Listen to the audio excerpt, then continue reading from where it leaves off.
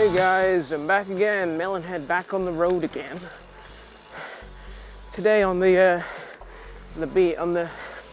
old BMX, because I figured my mountain bike's tires seemed a bit lax for me today, so I'm gonna have to have a wee check of that guy. Also to first of all on the agenda, to distill some rumours.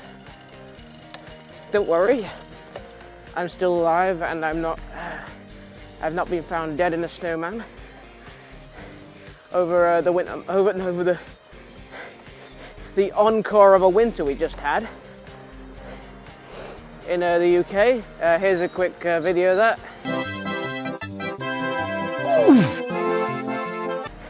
It's kind of weird to think that, oh, you see a bit of snow just there. But it's weird to think that just the other day down here, it was practically untraversable. Like, apparently my dog was having the slips around here. Personally, I was only doing just around the street walks of her. I daren't take a tumble down here. Is my back tire alright? Yeah, that's fine. Yeah. I think I'm just being ultimately critical of myself today. Which actually brings me on to my next sort of brings me on to my next subject. Today I kind of want to talk about like past ideas I've had when it comes down to like making projects and all this stuff. Like recently I've been trying to write up a story. At this moment, I'm not sure if I want it to be like a film, if I'm going to try and get it turned into a video game, whatever. Either way, there's a bit of a neat idea I had. But yeah, I figured I'd tell anyway, because I doubt anyone's going to be listening in to steal my half-baked ideas. But yeah, I had an idea for a thriller based on a submarine, where the main characters are just on their way back from a war out along the Antarctic Ocean. I haven't decided even which war yet. Either way,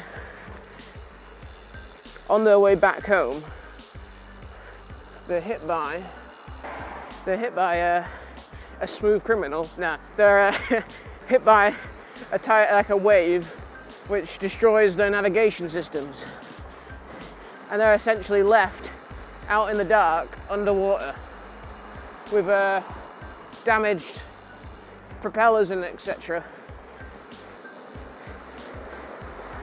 So this is what I tend to do when I come up with an idea which I know nothing about. Like, because one thing I've always wanted to do is something set on a submarine, because it's kind of like the perfect setting for a film, because it's just, that's how you set up a great claustrophobia. You get a kind of, it's like a natural cabin fever between characters, you know. As the story goes along, the captain, as you know, you can expect, is steadfast, like, we're not going to do anything until we get some word from control. Blah de blah. To which a mutiny breaks out between the sailors of it. After food starts to become scarce, and it sets up a giant riot among the hundreds of sailors working the vessel. So essentially it's the story following cabin fever on a submersible. So like, I think I haven't gave away too much about at all really, but there's a few twists and turns, some surreality I kind of wanted in there as well. If there's one thing I love, it's having surreal visuals in media. Stuff like nightmare sequences, all this kind of stuff. It really adds to create a visual representation of the struggle of the character. So yeah, that's a little thing I'm working on. But you see, the juicy things I kind of want to talk about is my past ideas. So like past films I worked on. Yeah, today, if you're not much into film or me talking about my past within film, it's kind of it's a tune-out episode. You can leave now, because that's what most of this episode is going to be. My first short film I ever made. Actually, yeah, I'll go right back to the start. This was me when I was like, say, like 11, 12 maybe? 11 or 12. And me and my mate at the time, I think I can say his name, Charlie.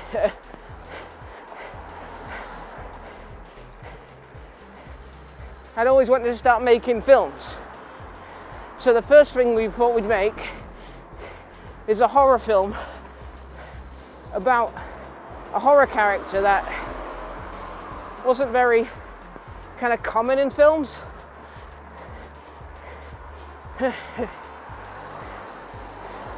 And the film was called The Boogeyman. Sadly, I have no copy of it at all. All copies of it lost, where I played the titular character, the Boogeyman, which filmed on some sort of a cheap Sony DV cam, I think. And essentially the plot just goes like this. Somebody's in the front room hoovering, then they get attacked by the Boogeyman, which was me wearing goofy teeth, like goofy fake teeth. I can probably find the fake teeth, here they are. Just imagine me back when I was like a chunky wee 12-year-old wearing goofy teeth, and you practically have it. And I even started writing a sequel for it, which essentially a sequel for me was writing just this happens, then this happens, thingy says this happens, then a scary scene happens. Ugh. Spooky scary. And sadly, The Boogeyman 2, it never happened, sorry guys. Even though I was totally okay to go for the role, I felt like I could do better than it. So I waited for a better script. I say script, but the next film I was in was an unscripted kung fu movie I made with Charlie also, which, in all honesty, is probably one of my favourite films I've ever made. Because you can just genuinely see the fun we're having in the roles. And it's so stupid that, like, it's just brilliant. Charlie, if you're watching this, if you could find a copy of it, oh my God, I love you. The next film I made was in 2010. And I remember this exactly because it was the first ever film I uploaded to YouTube. So you can actually watch this one. It was called Cyanide, and it was about a guy who was abducted and left in a garage for days on end, with people around him taunting him and being really annoying until he drank a glass with a dissolved cyanide capsule in it.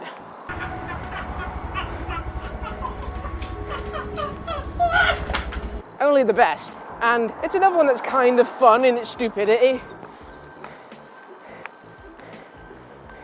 It probably hasn't aged as well as I'd hope.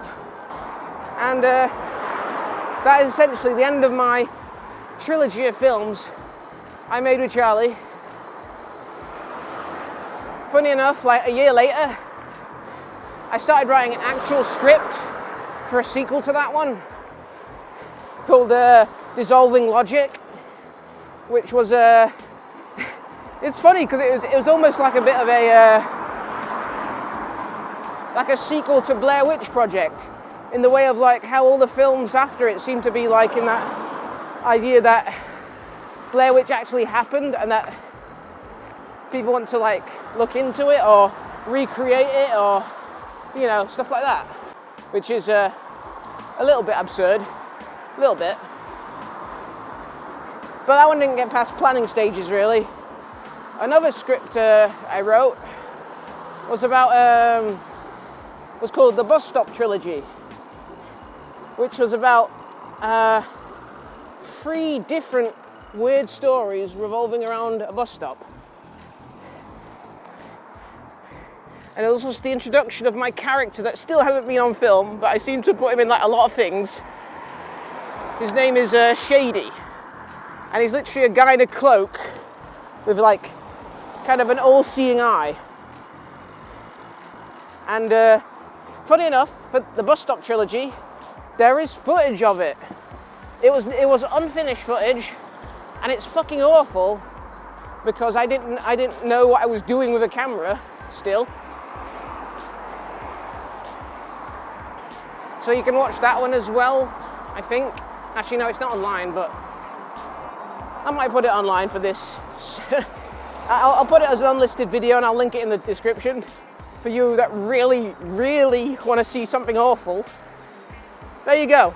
I've gave you your taste of cringe for the day.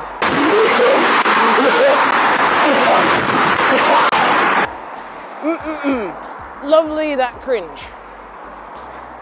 Oh my god, this actually might have to be a 2-part video because I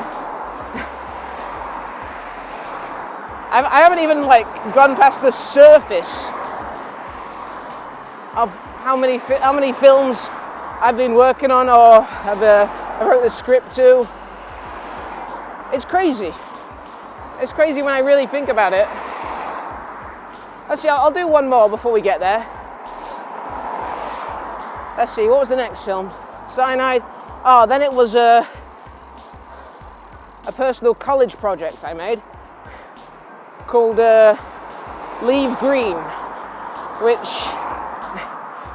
is a stupid title, very stupid, about a guy that fell in love with a leaf and then killed himself because nobody understood their love. Not even his girlfriend. Another stupid film. I'm going to link it here so you can watch that one as well. It's going to all be lovely. It's going to be like just so many awful films that, you know, you're going to be subjected to if you want. I don't think you'd want it though. You don't. You think you do, but you don't. But anyway, yeah, Leave Green. Essentially, like a guy runs out of his house, goes to the park, has a romantic scene with a leaf, and then kills himself by drowning in the lake. Which, for some, I don't think it was obvious enough. I think I made it it was too psychological for most people. Which is sad, because I think it's one that needs to be brought up more in discussions about Stanley Kubrick and all your greats. Where's the films by Laurie William Kennedy? Where's my Oscar, you cunts? Anyway, nearly there now. But I shall continue this one just because I freaking love talking about all my shitty films I've made and all my past in it.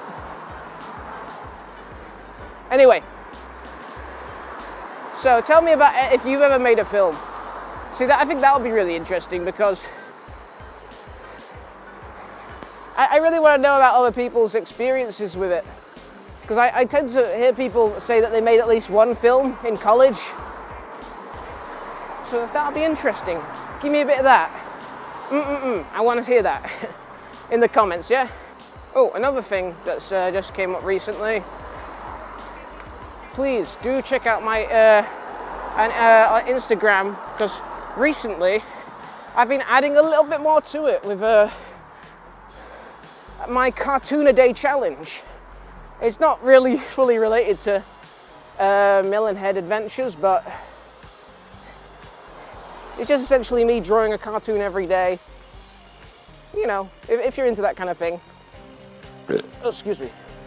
To enjoy that. Anyway, on that note, I ought to be going. So, toodles, my doodles. Please enjoy my doodles. Ah, you probably saw that one coming. Anyway, love ya. Bye.